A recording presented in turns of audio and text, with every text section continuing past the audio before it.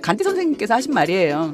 내가 상처받지 않으려고 결심하면 그 누구도 내게 상처를 줄 수 없다고 했습니다. 이 얘기는 결국 내가 나를 사랑하면 되는 거거든요. 내가 나를 사랑하면요, 상처받을 일이 없습니다. 그렇지만 우리는 죽을 때까지 내가 나를 사랑하려고 노력하면서 가는 것 같아요. 내가 나를 사랑하는 게 완성이 되는 순간은 내가 신이 되는 순간이거든요. 근데 인간이 신이 되는 순간은 관뚜껑에 못 박는 순간인 것 같아요. 그 순간까지라도 완전하게 신이 되어서 가면 좋겠지만 그렇게 쉽지는 않겠죠. 그래서 매일 노력해야 됩니다. 내가 그렇게 단단해지기 위해서.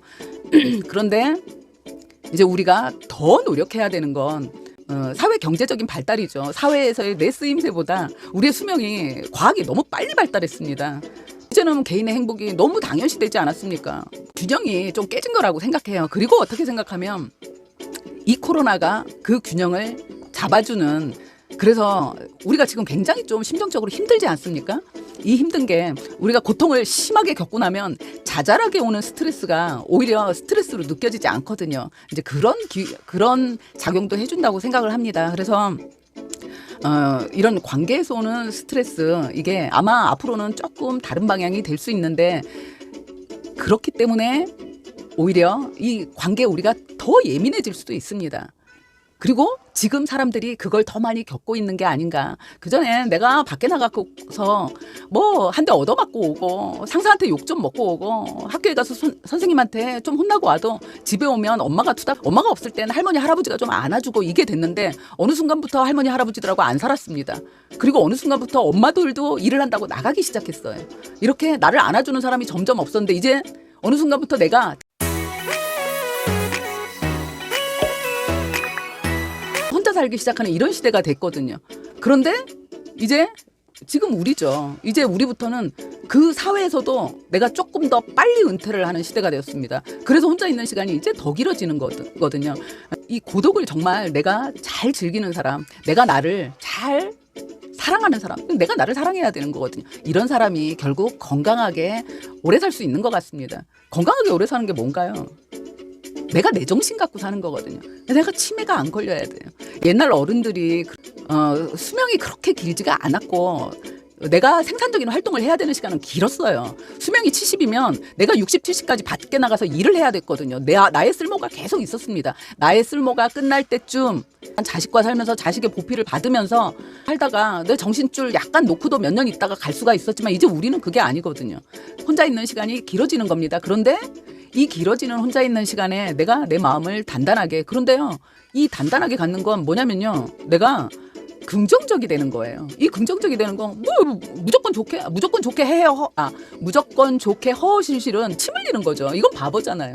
우린 다 너무 소중한 사람들입니다. 각 개인이.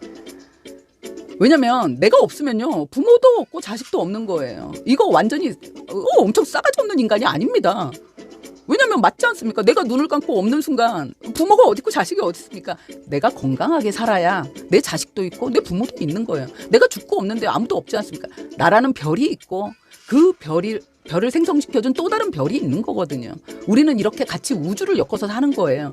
그전에는 우리가 보대끼면서 살았어요. 그래서 쉬운 얘기로 내가 조금 처져도 나처럼 같이 처지는 내 동료, 나만큼 좀 부족한 친구하고 스킨십이라도 하고 손이라도 잡으면서 위로가 됐는데, 이제는 우리가 정말 혼자 있는 시간이 훨씬 많아질 거거든요. 그러기 위해서는 내가 정말 건강해야 됩니다. 그래야 행복할 수 있어요. 우리는 이래야 됩니다. 앞으로 새로운 정보에 대해서 정말 이 받아들이는 거에 대해서 겁을 내면 절대 안 되거든요. 우리 어릴 때랑 지금을 생각해 보세요. 우리 삐삐 차고 다녔잖아요. 삐삐 오면 공중전화 뛰어가느라고 정신없지 않았습니까? 공중전화 걸려고 동전 꼭 갖고 다녔잖아요. 그러던 시절인데 이제 핸드폰으로 인터넷까지 하지 않습니까? 근데요, 이거 이제는 우리가 이거 습득하는 거에 대해 겁을 내면 안 돼요. 그런데 이렇게 긍정 마인드가 아니면요, 이게 안 된다니까요. 이걸 받아들이는 게 안 됩니다. 근데 이렇게 긍정 마인드를 갖는 건 그 첫 시작이 바로 나를 사랑하는 겁니다. 내가 나를 사랑하는 마음이 있어야 새로운 게 오는 게 겁이 안 나요. 다 호기심이 되고 새로운 걸 아는 게 즐거워지거든요. 이게 너무 기본이 되는 거예요. 근데 우리는 지금까지 이거를 안 배웠기 때문에 나를 사랑하는 거예요. 내가 나를 행복하게 해주고 내가 나를 사랑하고 내가 나를 즐겁게 해준 걸 안 배웠기 때문에 이걸 해야 됩니다. 부모님들 중엔 아주 정말 깨이신 분들이 자식에게 존재의 가치에 대해서 네가 얼마나 귀한 사람인지, 너는 존재 자체로 얼마나 귀한 아이인지를 잘 가르친 부모님들도 계실 겁니다. 그런데 일반적으로 특히나 우리 세대는 그런 교육을 보통은 받지 못했습니다. 배려해야 되고, 어디 가서 욕먹으면 안 되고, 네가 어디 가서 처신을 잘못하면 부모까지 욕먹으니까 양보해야 되고, 이런 걸 배웠기 때문에 남의 눈치 보고 내가 좀 손해보는 게 그게 잘하는 거고 이러고 살았거든요. 손해보는 게 잘하는 게 되려면요, 내가 내 소리를 못 해야 돼요. 내가 하고 싶은 말도 참아야 돼요. 그러면 내가 나를 사랑할 수가 없는 거예요. 왜냐면 나는 누가 나한테 나를 손해를 끼치는데도 나 그거 손해를 내가 참아야 되는데요. 근데 내가 어떻게 나를 나는 어디 가서 맨날 남한테 손해보면서 잘 보이려고, 이 손해보는 건 잘 보이는 거죠. 나 좀 예쁘게 봐주세요. 제가 손해볼게요. 이건데 남한테 잘 보이려고 하는 사람이 어떻게 나를 사랑할 수 있겠습니까? 이건 내가 나를 사랑하는 게 아니거든요.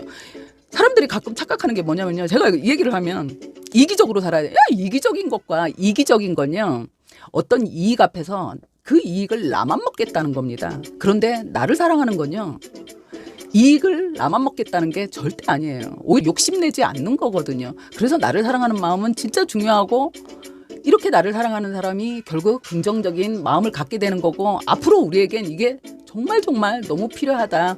나를 사랑하는 것도 감정이고 기분이지 않습니까? 아침에 막 노력했는데 밖에 나갔고 뭐 사람들한테 시달리고 일에 시달리다 보면 그러다 뭐 어떻게 기분이 다운될 수 있어요. 그럴 땐 내가 나를 칭찬하시면 됩니다.